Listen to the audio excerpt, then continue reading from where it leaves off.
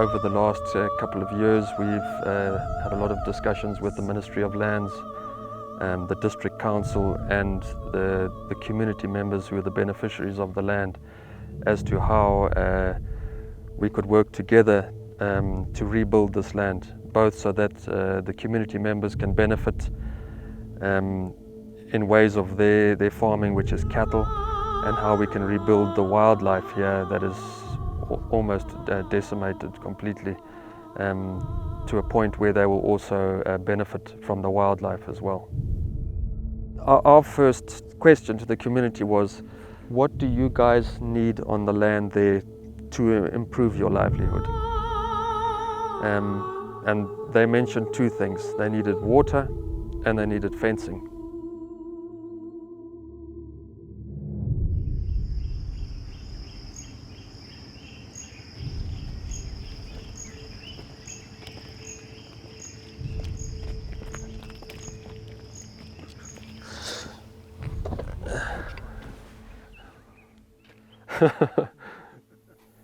My name is Guav Johnson, and we are located in the Mangwe South area of Zimbabwe, which is basically central west of Zimbabwe along the Botswana border. This piece of land here, known as Wilberforce, falls under the three-tier system. It's government-owned land, which the District Council has control of. We're basically surrounded by other properties that are in a similar situation to this one. Vast tracts of land. Stretching, the closest protected wildlife area from here would be the Matopus National Park, which in a straight line to the east would be probably 80 kilometers. Yeah, no, there's no ecotourism here. I mean, it's pretty remote here. And although there is still some wildlife, I mean, it's built up on the property in the last 3 years, but surrounding us here, there's only bits and pieces of wildlife. The bush is pretty thick. It's pretty rough terrain as well.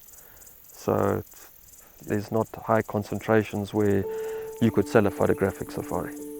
There's none of that anywhere close to here. The first time in the 70s is a better life here. Yeah. But now it goes change, down. Yeah. Even the animals is a plant, but now it's going down because there's a lot of poachers. So the animals are down because of poaching? Yeah, he's killed them all. Put the snail. What about, they run dogs? Snail, dogs, everything. They don't care? Don't care.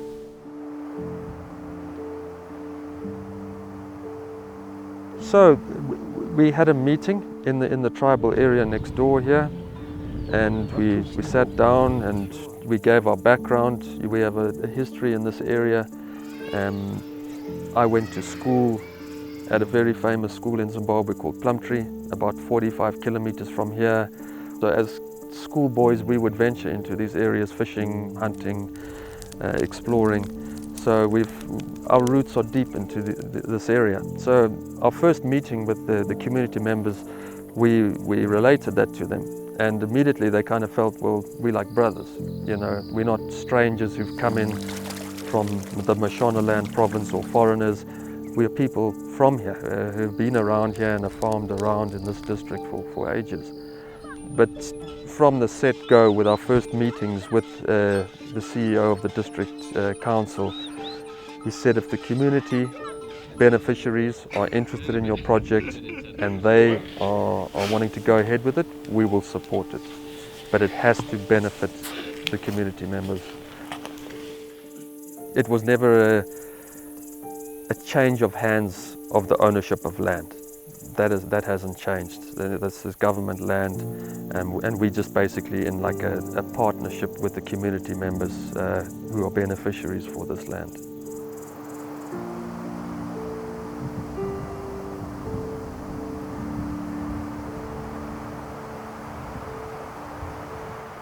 Actually, in water, as I said, was the main concern for the community on the farm, but also in the tribal area. The one village area is about between 1 and 2 kilometers from the Dukwe River, which is dry most of the year. So they would have to walk that 2 kilometers just to get to the river and then dig in the sand to get the seepage through, and then carry that water back to their village. That's for drinking, washing, cooking, bath, everything.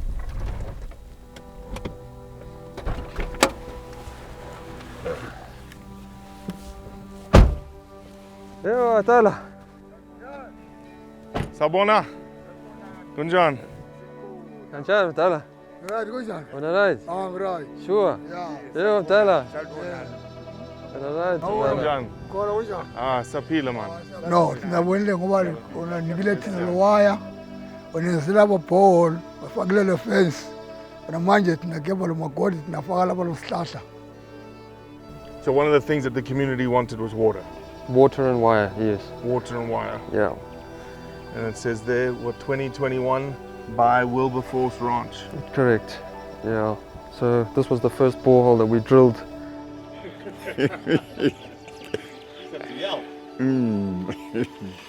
Hayi kathesa sadube sokuhle sesikha eduza sakhe emfuleni. Ama-project abamhle kakhulu basishayele amanzi kade sidubeka. Tinesikimoto lo project lo namushe ngoba tinayenza lo everything. Mangoes, orange, grapefruit, guava. What are the other ones? Avocado. Yeah. And this, you're giving this all. This is they're not paying anything. No, this is part of our agreement with the community. Right. In order for us to utilize some of the land for wildlife, we're going to provide the wire and water. All the wire that's Yeah. around here. And then we'll put a solar pump on here with a tank. And this is the For one irrigation. borehole, and you've got another borehole at the other community. Yes, about 6 kilometers north of us, there's another one. Exactly the same setup. Awesome. Yeah. And it works. We'll show you.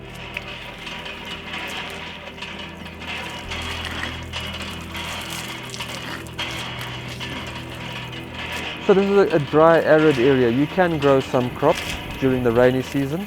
The fruit trees will do well because it's hot and dry here, but as long as they're watered, they'll do well. But from now through until March, they can grow some vegetables. And even in the winter, there's some vegetables that they can grow, but it's not an area for growing vast tracts of crops like in the northeast of the country. No. So from a land use perspective, what are the land uses that are available to the community here? Most of the community are involved with cattle or goats. On the farm here, only cattle due to the predator presence. Goats, sheep won't last long here at all. So I've never actually seen a goat on the property. They don't let those venture far from the villages. But this area is ideal for cattle and game. This solar panel you put in here to just pretty much function the entire property, right? It will do, yes. This pumps water at the moment 2 kilometers to the top of that big dwala where we've got the reservoir. It's about a 50,000 litre tank there. And that will gravity feed to the rest of the farm. Cattle troughs. Cattle troughs, game troughs, yeah. So wildlife and cattle, community benefit and Yes. wildlife benefit. Exactly, yeah. But there's no real permanent water anywhere We've on the got property except this 2 dam, really. Yeah, there's this dam here and there's 2 small dams that can go dry that are quite spread out at the other side of the But all the rivers are pretty much ephemeral. seasonal. Seasonal, yeah. So on this entire property in the dry season, there is no surface water. But the cattle would have to walk vast distances to drink water. So they'd have to graze and then walk back 7 or 8 kilometers to drink in the river again, which obviously they lose condition and it's managing, it's difficult. Yeah, water was the first issue, and then the next one is absolutely no fences. So they're continuously losing their cattle, and they were unable to keep other people's cattle off the property as well. So the area was being overgrazed every single season. Yeah. So one of the things you said to me is that there's like all the fences, it's crap, right? It's Yeah, crap. it's finished. I mean, this wire is probably 50, 60 years old. You bend that a couple of times, it just snaps. You try and strain that, it just snaps. But you can see all the damage here. I mean, these fences are irreparable. It needs new wire. Yes. How much fence do you think you're going to put down? Well, the perimeter of the entire property is just under 40 kilometers. But then on if we But had there's to, internal fences. yes, that's what if we have to divide the property in half, the half section where the cattle will be, as well as game, we also have to put internal paddocks so they can do rotational grazing inside there. With the electric fence, which we intend to do as What an do you say, entire 5,000 US? 5,000 US a kilometer. That's with grids, poles, straining posts, the control box, batteries, solar panels, everything. Works out about $5,000 a kilometer. Okay. Yeah. But that's ideally what we'd like to do, is to have the perimeter entirely electric fenced. Then on the cattle section we can just have these 4-strand barbed wire. That's fine for cattle, and it's nice because the game can jump over or go under. And if Zebra it, go and what under. happens if it breaks? You just repair it. It's easy. You repair it. Yeah, and they do as well. They'll have with their own wire strainers and stuff to do it. With wire, it's actually very easy. Who's Guys, paying for that wire straining and wire? We do. Yeah. You've got other problems, right? Elephants. No. The elephants aren't the problem? But from the poles, yes. With some of the poles, yeah, you see, they took out all there with the concrete. Both. It's powerful that one. But to us, sometimes we can see them passing. Then Yeah. we can stop. Yeah. They pass. Yeah. So this is your eastern boundary and you are electrifying it. Yes. But you don't want to fortify it, i.e. you don't want it like as a barrier. No. You've got 4 gaps. Yeah, to this meter, we've got 4 wide gaps which will allow elephant and predators to come in and out. The But- idea of having the electric fence in between is we want to reintroduce some species that naturally occurred here before that have been wiped out by poaching. Okay, but why would those species not go through the gaps? Because we're going to have a cattle grid in those gaps. So elephant can walk over the grid, so can a leopard or a hyena, but a water buck is not going to cross that So grid. what? That's. That's our plan. But I've never. Does that happen anywhere else? Elephants walk across grids here, so yes, it'll work here. I don't But know no, about other anywhere game else. farms I've never seen it. No, to hold like eland and impala and zebra. but not to hold. You don't think elephant. an eland and an impala will jump the gap? No, unless they're being chased, Chased. heavily by something and they have to. They should not. By choice, they will not walk across a grid. So you are purposely allowing predators and elephants to move, not creating almost like this protectionist bastion type mentality, Yes. and still having the ability to hold the wildlife in the place that you want to hold them. Exactly. We don't want to interfere with the elephant that forever have moved from here through this section to the big dam where they drink and feed and go back. That's our plan. It's really out of the box thinking. Yeah. Everyone, a lot of people have said to us that won't work. You can't do that. You must just fence it. You have to have. Why did they elephant say or it not didn't to. work? They've never tried it. But I've seen with my own eyes here on old cattle grids that are on roads where they're not even fences, and the elephants happily just walk across the grid. Because the elephant's feet I mean, even a little elephant, his feet are not going to fall inside a cattle grid Mm-hmm. and get stuck. Mm-hmm. A kudu, a zebra, yes, but not an elephant. An elephant can just walk over the grid without being fussed.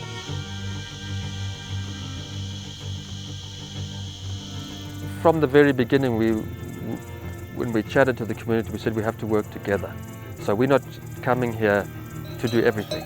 For example, all the cattle fencing, the paddocks that we've started to do on the cattle side of the property, it's actually the community that are putting up the fencing.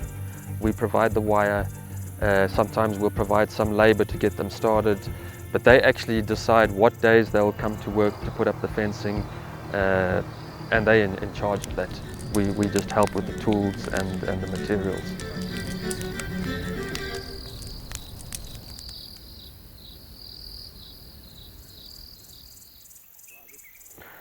When we first came here 3 years ago, it was just a vast tract of land with absolutely nothing on it. The old cattle fences had been vandalized and stolen. There were no pipelines, water troughs, water pumps. There were no roads that you could even get around. All the roads had been overgrown. And it basically was just a free-for-all area. Anybody could put cattle on here. There was rampant poaching. So the area was heavily overgrazed, a lot of illegal wood cutting going on, and then the poaching. There was very, very little wildlife. You could spend a week here and only see the odd track of an impala or a kudu. Very, very little wildlife. Ibizwa ngovusamoyo.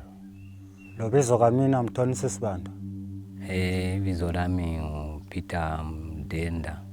Wachime, can you tell us who you are? What's your name? Hwachiwe Chuma, Hwachiwe. What do you do, Wachime? I'm a game scout. Ngomnyaka esifike ngawo lapha. Sasibona impala nama zebras. Amapalapala emarushwana. Umsebenzi lo ngiyawuthanda ukuthi njengokufuya izinyamazana. Athi navuka lapha kuseni nayenza lo skafu kathini. Tinakhanyela lo nyamazana lo bantu lo wena singela. Especially we game scouts, we start any time because at any time we can see, we can hear the dogs barking somewhere, and then we run, go there to control that poachers for disturbing our animals. Okay, so normally in Zimbabwe the two main poaching methods are wire snares and dogs with people and spears and axes. Because this area had a lot of cattle, they were more careful with putting up the wire snares, otherwise they would be catching their own cattle. So they would only set the wire snares in the big mountains where kudu would go up, but not a lot of cattle would go up. But the main method of poaching here is with large packs of dogs, spotlights, and then the poachers are armed with spears and axes. So they would basically run down game at night, kudu, impala, and then the dogs would catch or bay up those animals, and then they'd finish them off with spears or axes. Yes, we removed the snares on the mountains there.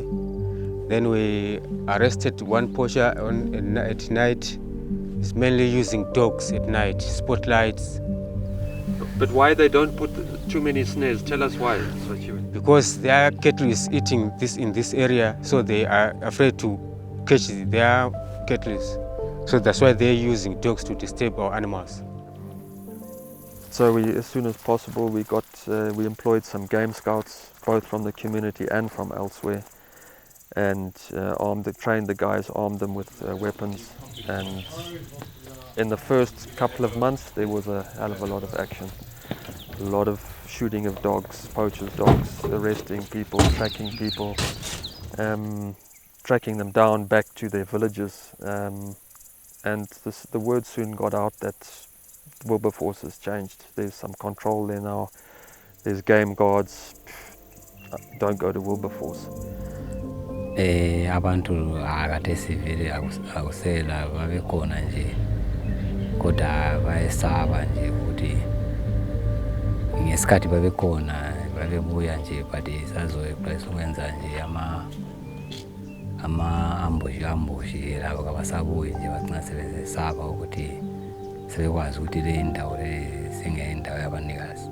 If there is no game scouts here, there will be no even any animal here. It was tough. The first year, there was still a lot of poaching. It was almost like stubborn poaching. We had the guys out there and they would be in one part and other poachers would come in, or they'd come in at night.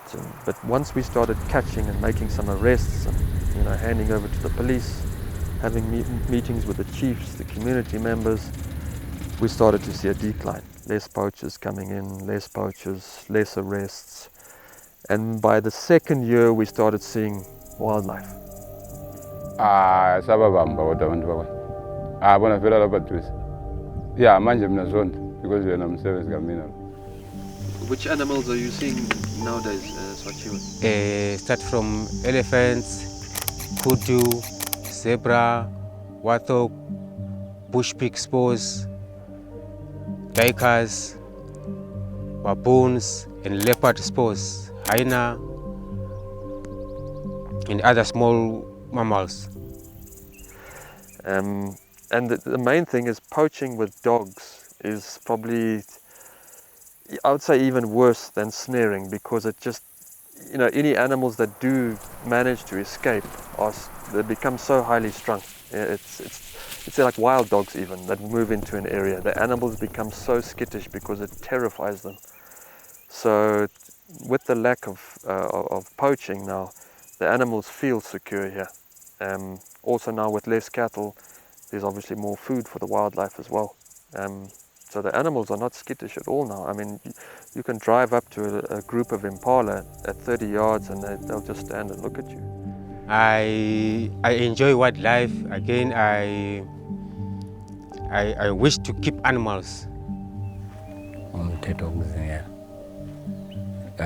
wokuzingela hayi kimi ngiyabona ukuthi kuqakathekile ukuthi kakhulu ngiyathanda ukusebenza.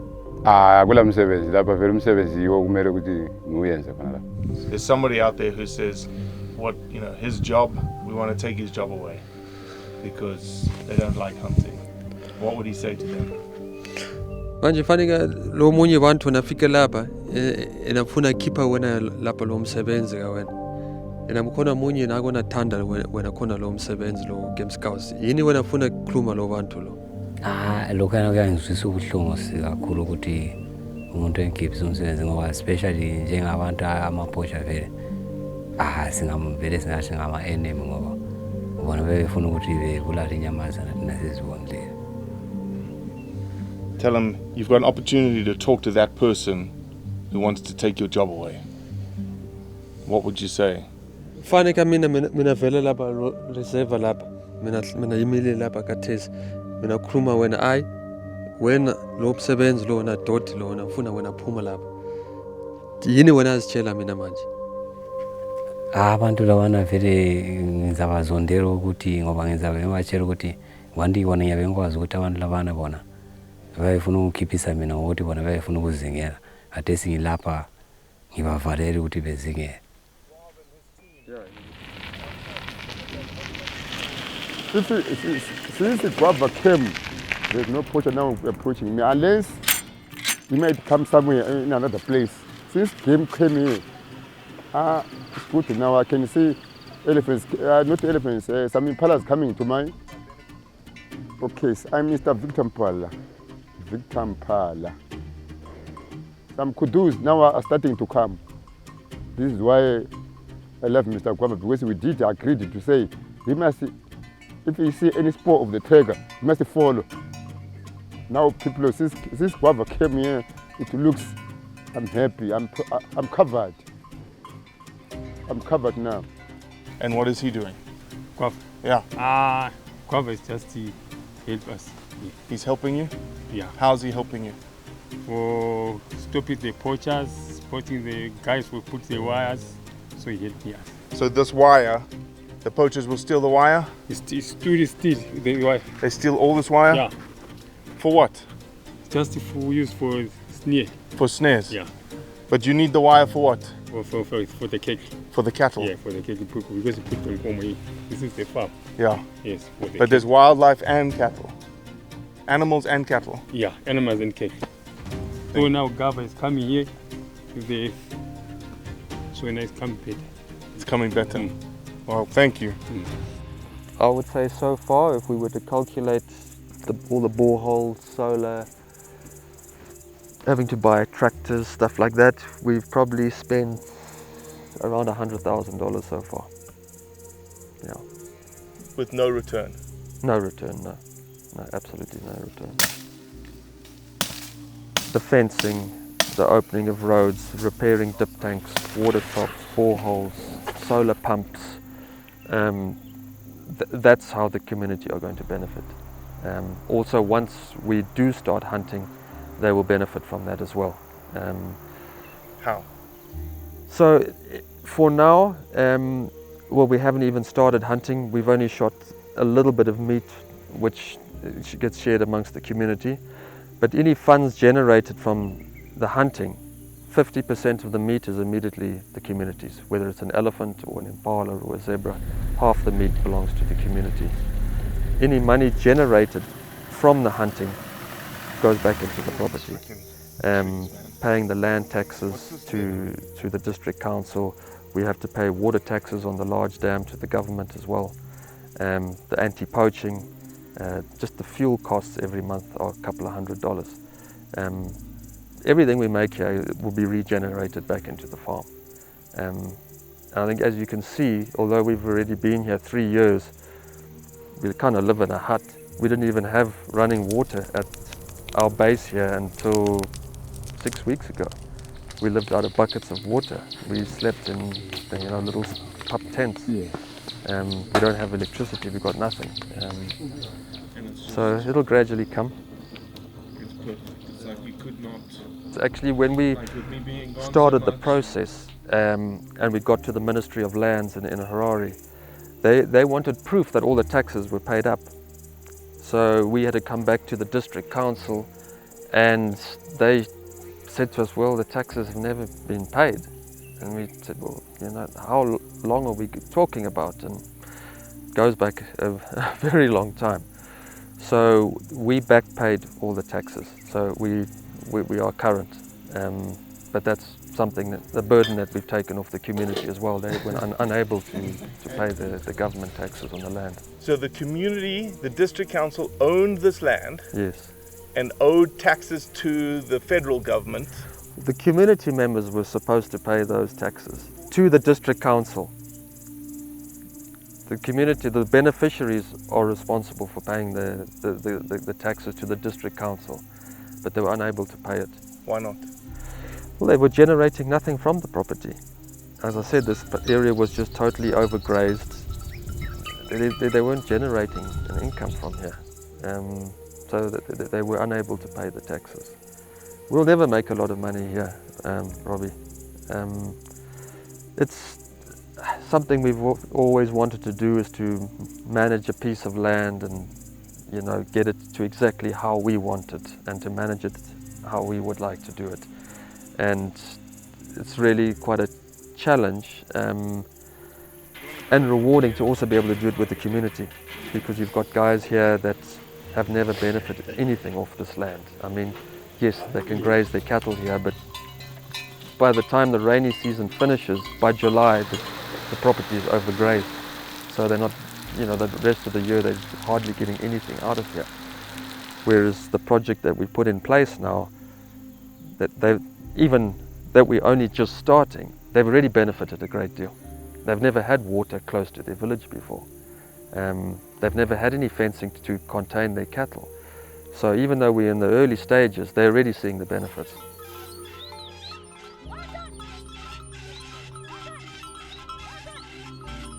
Abantu laba ngathi special abadala ba right bazwisisa bayajabula nxa kunje igenge lencane yelenkinga.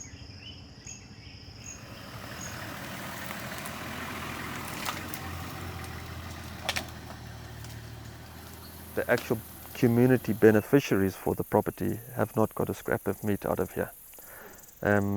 So from the beginning we explained to the community how the numbers were very low, and we would have to build up the wildlife to a point whereby we could start harvesting some, so they could benefit from the meat.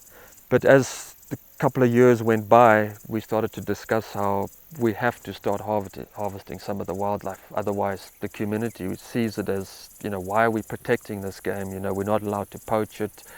They've got security guards there, but we're still not getting anything from the wildlife.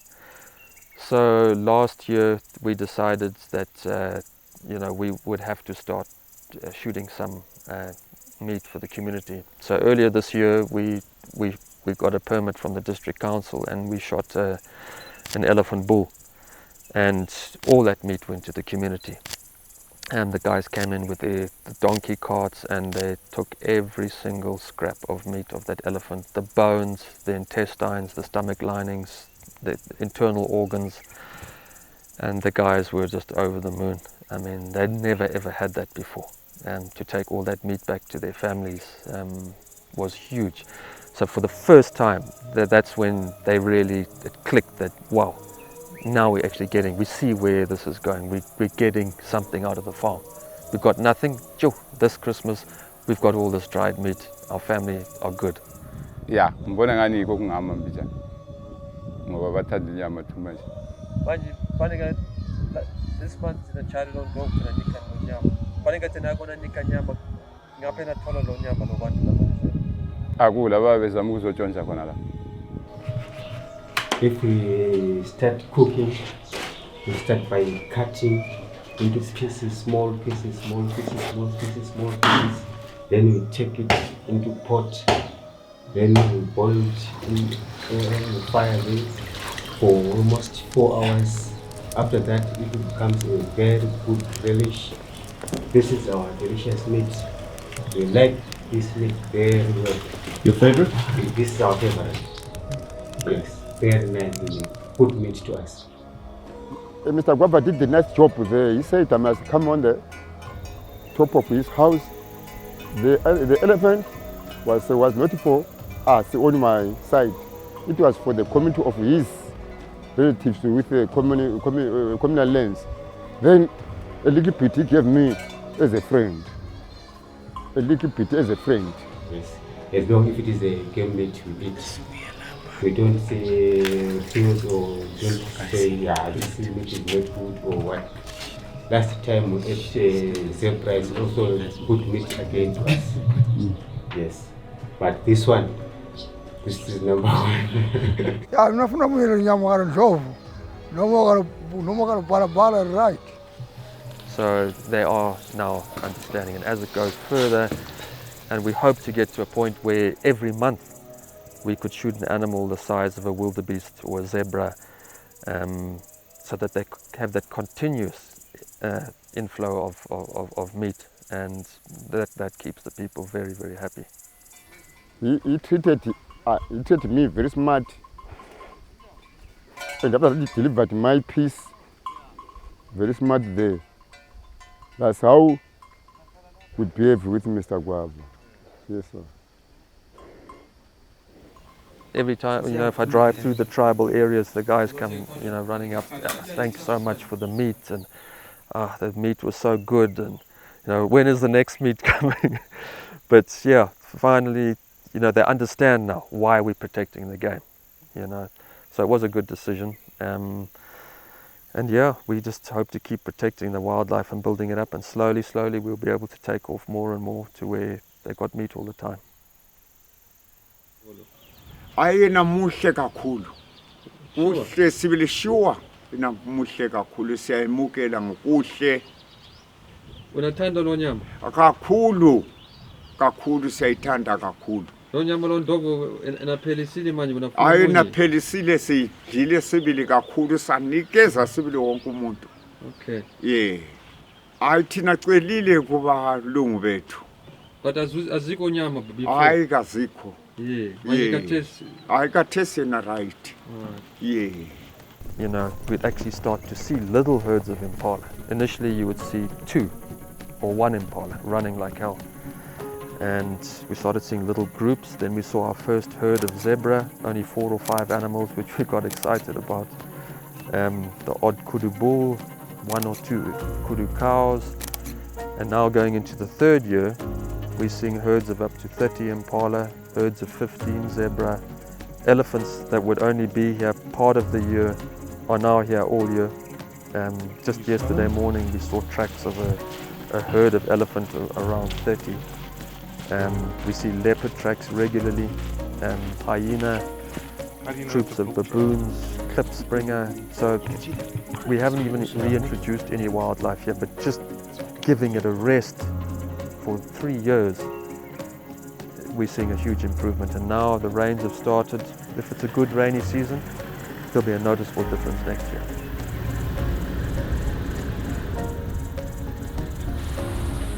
So, hunting is a small part of the whole project. There is wildlife here, and we need to use it to fund the development that's going on here.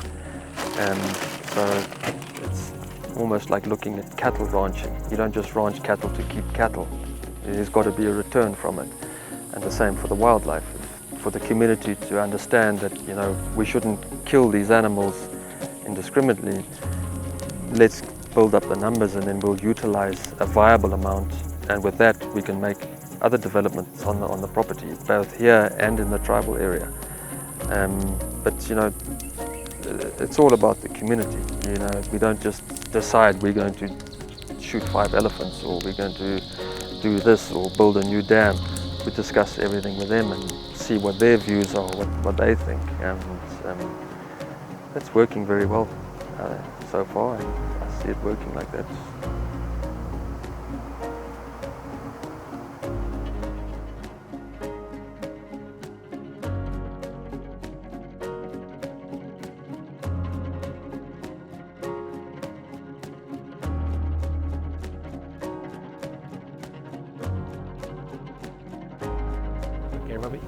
Yeah, so last night in Wilberforce in southwestern Zimbabwe, and we wanted to deliver good news to the team that thanks to Dukwe Coup in Spain, we are able to fully fund this project essentially all of next year, all of the Game Scouts, all of everything, the rations, everything that you've seen throughout this entire endeavor.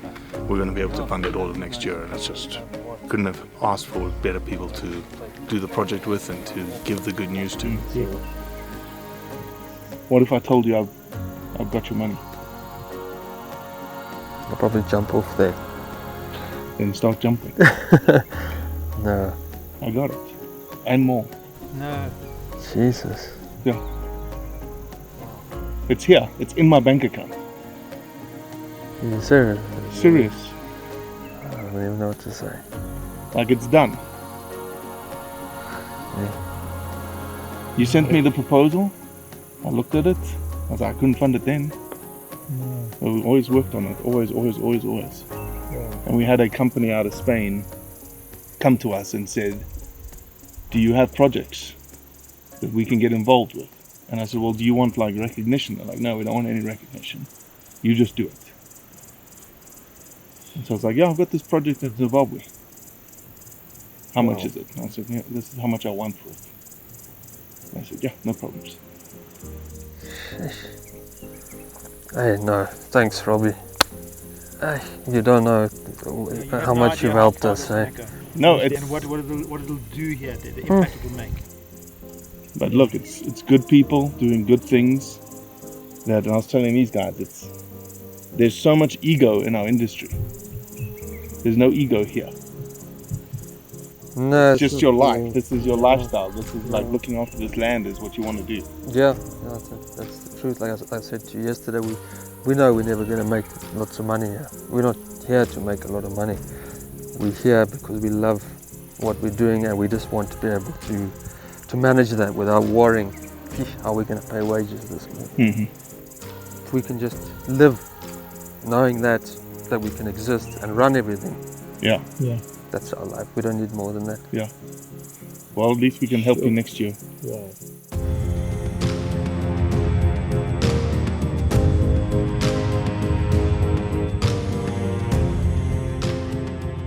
So without hunting, here, there's no other real use for this land. As you can see, I'm sitting on a huge granite dome, and there's a lot of rock and mountains in this area.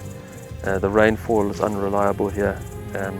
The grass is short, good sweet short grass, but droughts are common here.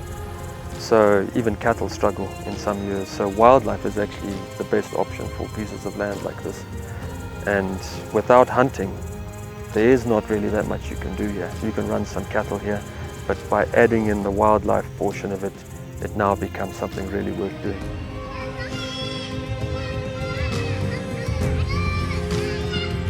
Spray horrendous.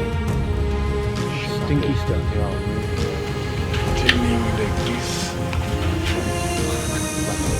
It's good stuff. You're looking at the eagle. Underneath the kudu to the left. This is the eagle there, with its head looking to the right.